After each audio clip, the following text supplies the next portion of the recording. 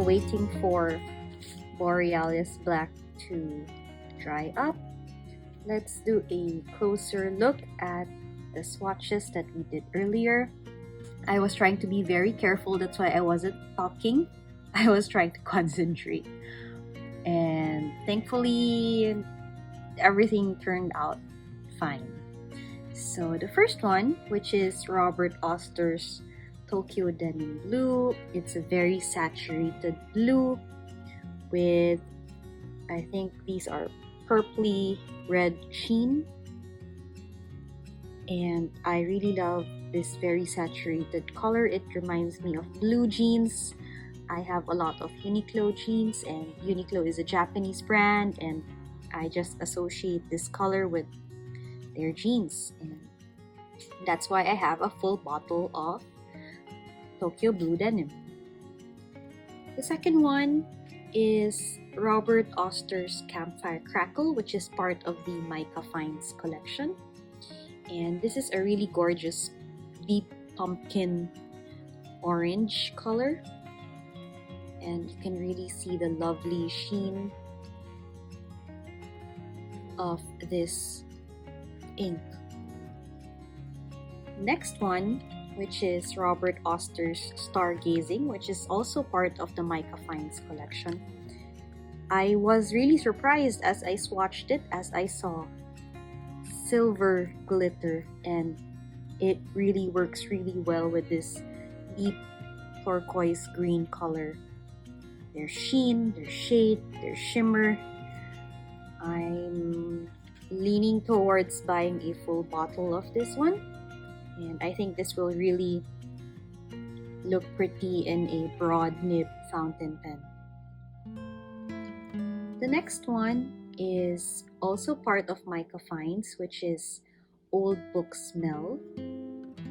It reminds me of ox blood and writer's blood and a bit of brick red thrown in the mix. On some areas it looks like a deep orange red, and then in some areas it's like burgundy brown and with a hint of pink.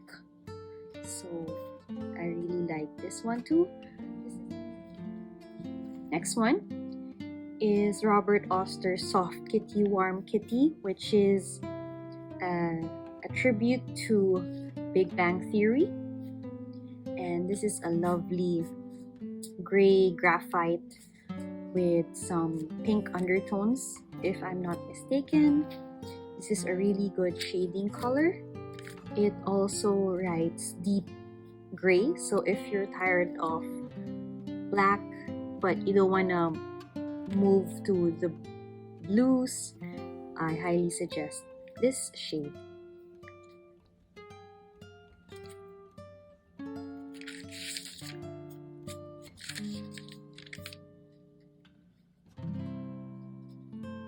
Next is Robert Oster's Coffee Date, still part of the Mica Finds collection. This reminds me of caramel latte, and if you like caramel latte, then I think this shade is for you. But for me, I kinda drink my coffee strong, so my coffee leans towards the really deep brown, almost black type of coffee. But nevertheless, it has really good shading. The next one is Tea Time, and this really reminds me of a strong matcha drink, the ones that really pack a punch. So if you've been to Japan, you've been to Kyoto, and they usually do tea ceremonies, or if you've tried some of the matcha drinks there, it's really strong and it really looks like this one. I am seriously considering buying a full bottle of Tea Time. So yeah, I really like the shading on this one. Next one is Troublemakr inks. So they are a Filipino ink maker, and this shade is called Bantayan Turquoise. It's a really deep, pretty turquoise green with hints of that purple reddish sheen, and you can also see the color change on the letters. So Bantayan Island is an island in Cebu, which is in the Visayas, where the Troublemakr founders are from. And Bantayan Island is really known for their white sandy beaches and pristine waters. Next one is Organic Studio Jules Verne, and this is a very sheeny bluish purplish color. Not really my favorite, but I think it will look good when I do writing or journaling.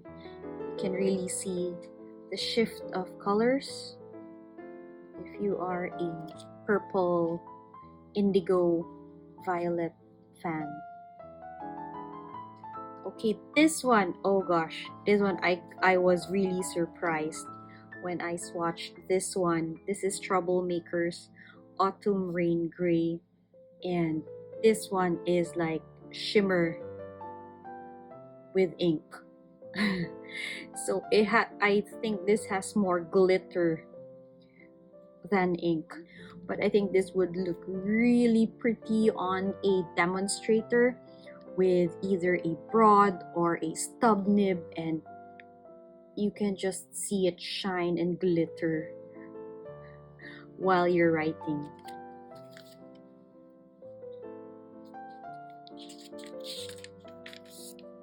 If you have been following me for some time, I have done previous swatches on this one, but on the Hobonichi notebooks. And this is the Sailor Ink Studio 140. This is a medium blue with lots of shading, and this is one of your solid medium blues under the Sailor Ink collection. The next one is Sailor Ink Studio in 123. This is one of the crowd favorites. This is a very soft yet has a lot of sheen and shading. So it starts out purpley periwinkle-ish, but as it dries, you can see there's gray, there's green, and the purple stands out more. And this is what it looks like when you write it. The next one is Vinta Inks Mascara, and Vinta Inks is also a Filipino brand, and this is a really nice purple shade with a blue sheen as opposed to the green and grays of the 123. This is a really nice shading ink.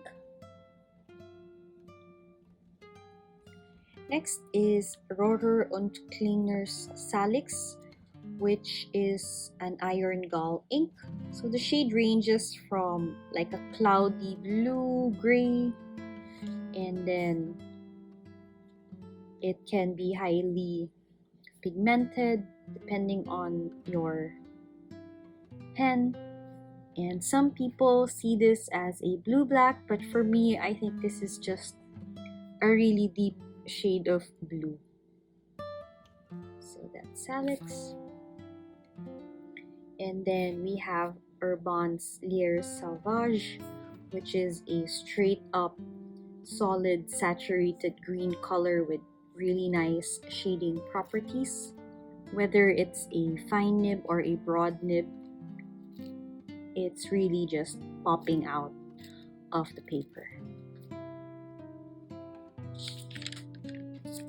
The last one, which hasn't dried up yet, is Noodler's Borealis Black. So it starts out like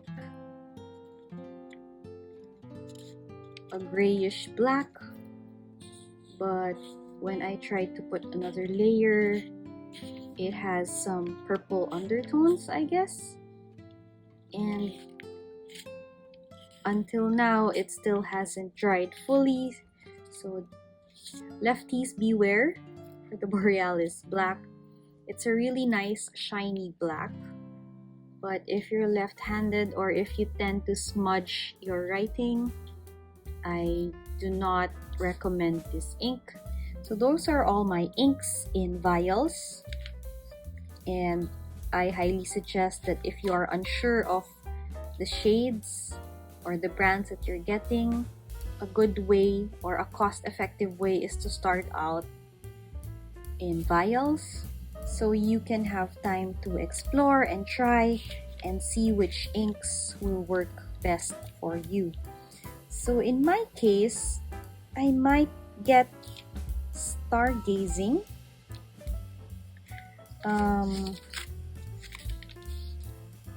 Tea Time, I might get that one. Do I have turquoise? I don't have a really turquoisey color yet.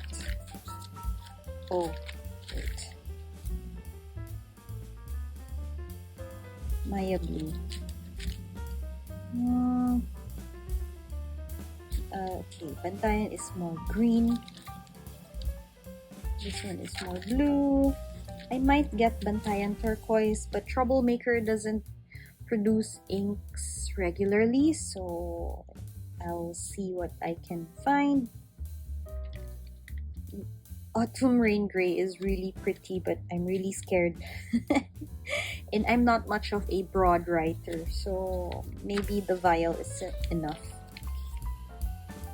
And these were all full bottles that I've sold, well, except for mascara. But the rest were full bottles and I wasn't reaching for them, so I sold them all. And Borealis black, I sold it because, yeah, until now it's been 10 minutes and it hasn't dried. Yeah, I still haven't finished swatching all of the inks in my collection. I hope to finish that soon so that my ink diary will be more or less complete, and it will greatly help me whenever I ink pens for that month. So thank you so much for watching. I hope you like this video. Please give it a thumbs up. Please consider subscribing if you enjoy these types of videos, and I will see you in my next video. Bye guys!